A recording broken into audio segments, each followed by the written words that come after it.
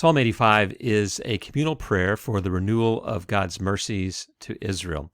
It is a psalm of the sons of Korah, one of 4 psalms in Book 3.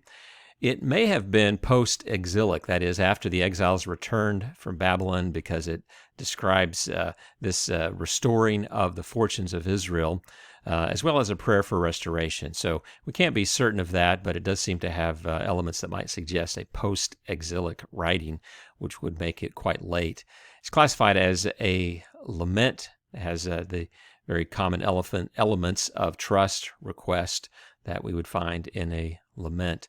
The psalm has 2 parts. There's a congregational beginning to the psalm where the congregation speaks, and then God responds through a priest to speak truth to them. The first 3 verses give us a bit of history. They say, Lord, you were favorable to your land. You restored the fortunes. This is why we suggest that this might have been post-exile. This phrase, restore the fortunes, occurs also in the Songs of Ascents. That you restored the fortunes. We were like those who celebrated. This is Psalm 126. You forgave the iniquity of your people, covered their sin. You withdrew your wrath. You turned from your hot anger. All of that suggests a past tense. Suggests restoration and return. But then here's the prayer: restore us again, O God of our salvation, and put away your indignation towards us. So even though they may have been back in the land, they still were struggling, wrestling. Things were rough, and so they're praying for the full restoration of God's blessing upon them, His steadfast love and His salvation.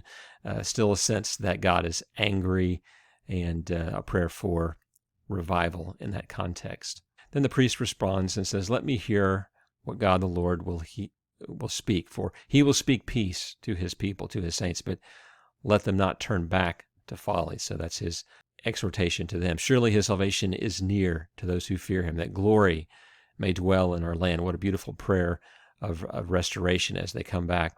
And the final 4 verses, we have just a very powerful poetic picture here of the characteristics of God, these divine attributes all coming together. First, horizontally, steadfast love and faithfulness meet.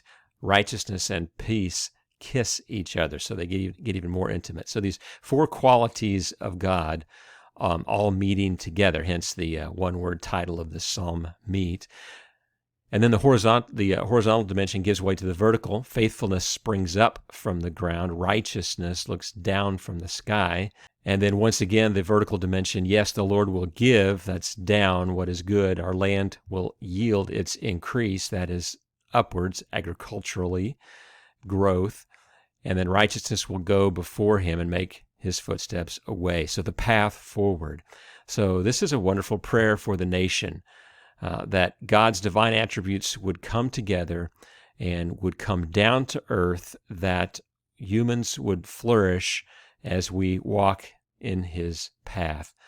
So those final words giving us a picture of a way forward, a way to follow God and to live our lives based on His attributes.